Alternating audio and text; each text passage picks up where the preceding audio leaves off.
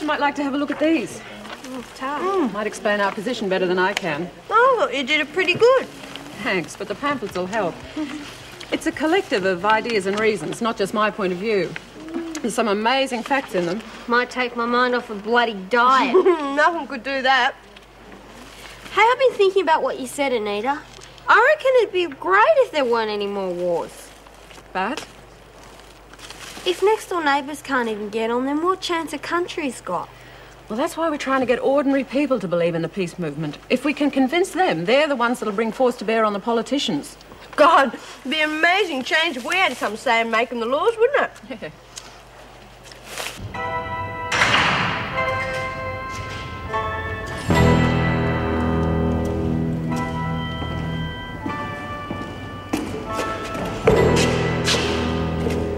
My solicitor said he'd see me straight away. Yeah, we'll let you see him as soon as he gets here, mate.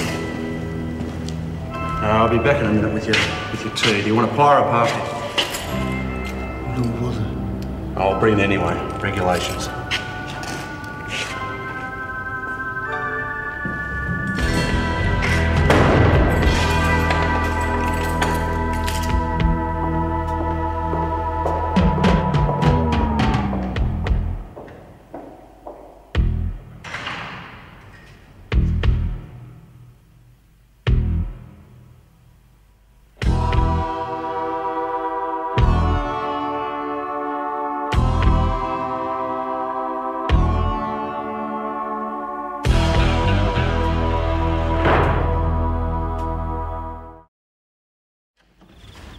Oh, I thought you'd be back by now, so I had the kettle on. Thanks, Etty, that's lovely, but I'm afraid I'll just have to gulp it and run. You haven't got to go back to work, have you? No, it's just something I've got to do. Will you be home for tea? Now, don't you worry about me, Etty. I'm not sure yet. Is there something wrong? Yes, there is. There's a couple of things, Etty. And one of them's you. What have I done? What have you been telling Mrs. Barry about you going back into Wentworth? Oh, that. I fixed that with Mrs. Reynolds. I'm going back where all my mates are. You are not going back, Etty. It just isn't possible. Oh, bloody rules and regulations. Wentworth's my home, where my mates are. Now they don't want me. You don't want me neither. We do want you, Etty. We all care a lot about you and we want what's best for you. But you can't spend the rest of your life in prison. If I went out and knocked something off, they'd have to take me back then, wouldn't they? Don't start talking like that. Anyway, with all the time you've served for nothing, you'd almost certainly get probation. I could give the department their money back, couldn't I? That wouldn't work either. That money is to give you a new start in life. Well, suppose I don't want a new start in life. You've got to give yourself a chance, Etty. And don't forget, you've promised a large slice of that money to help Janice get back on her feet. Oh, yeah, I'd forgotten about that. And you've given a lot of it away already. Well, you can't knock back people when they're in strife. Then why knock yourself back? Why don't you give yourself the same chance that you're offering Janice? And that's it. I know nothing about these murders. Nothing at all. You've admitted giving one girl a lift. No. And you can't explain the tights found in your car. Well, no, they must have been there before I brought it. I mean, I never checked the car over. Sir, you're basing your whole defence on duty losses, which really only go to prove that you could have found time to commit the murders. Well, could you account for every minute of your time? That's immaterial, Mr. Cruikshank. You're the one facing the charges.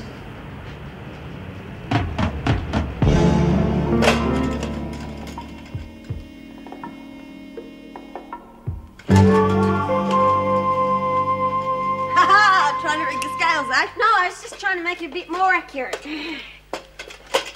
Oh, I'm putting a bit of weight. Must be all the mushy tucker, eh? I should have your problem. I might, join you on that diet. I mean, I want to be able to fit into my bridesmaid dress for the wedding. You should worry, you scrawny slag. While you're at it, get some fertiliser on your scone. I don't want my bridesmaid looking like a guy. How you going? We were all right. What do you want? Oh, that's a nice way to talk to your partner. Come off it, Alice. What are you after? Oh, I reckon you could share your buy-up with me. What the hell for? Huh? Well, we're partners, aren't we? Look, lay off. There's no way I want Myra laying into me. I'm sorry, but he's not permitted any visitors until after he's been remanded. It's ridiculous. What if he needs someone to look after things for him? I'm sorry, Mrs. Morris, but I don't make up the rules. Oh, Mrs. Morris, did you hear about Crookshank? I have come to see Mr. Crookshank, and I'm told I'm not allowed. Well, he's just doing his job like the rest of us. Is it against regulations for you to tell me what's happening? Look, I'll help you any way I can, Mrs. Morris. You just can't talk to him. He's with his solicitor, he's been charged, and he'll appear in court tomorrow for remand. Thanks.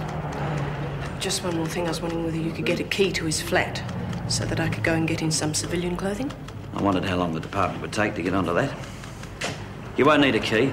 We've got some men out there searching the place now. I'll ring them and tell them you're on the way. What are you looking for? Anything. Anything, Mrs. Morris, that'll back up the evidence we've already got. You believe he's guilty, don't you? Oh, Mr. Doyle. This is Mrs. Meg Morris. She works with Crookshank. Excuse me. Mrs. Morris, glad to meet you. I'm Rex Doyle. I'm representing Crookshank. How is he? Oh, bearing up, but I say he's seen better days, of course. Will he have to stay in custody overnight? I'm afraid there's no choice. Maybe he can come up with a better alibi. I don't know. Will they allow him bail when he's remanded? Well, as you know, magistrates rarely grant bail in murder cases. We'll have to refer it to the Supreme Court. What are his chances? Pretty slim.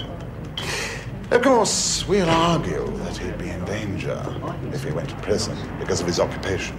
That should be obvious. Yes, but even if bail's granted, well, he owns no property and has very little money in the bank. But he can't go to prison. He wouldn't last a day if they found out he was an officer. But his only chance is for someone to stand surety for him. I can do it.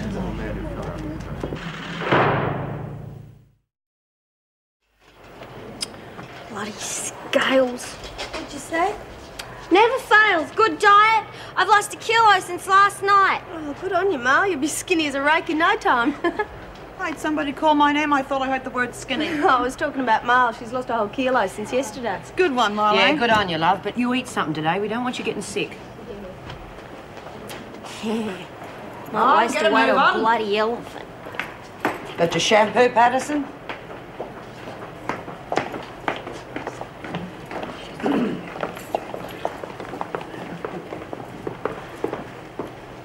Good morning, Miss Ferguson. Morning. How are you? Oh, all right. You look tired. Still not sleeping well? Oh, it's just every time I close my eyes I see my father. Well, I won't say you'll get over it, but you will learn to live with it. Have to, won't I? Yeah, it's a pity I don't have some of his faith. He was so brave when he knew he was dying. Then he had a very strong belief in God. I'm afraid it doesn't work for me. Well, you don't need formal prayers to talk to God. Just say what you feel, like you were talking to any close friend. Thank you. Is everything all right? Anything I can do for you? Nothing I can think of. Well, I could have Kelly moved. Oh, no, please. I asked to share with Lou. Perhaps I can find a way to help her. I doubt it. She's too far gone. I can still try. I'll never understand what makes people like you tick. Everyone I know is out for number one.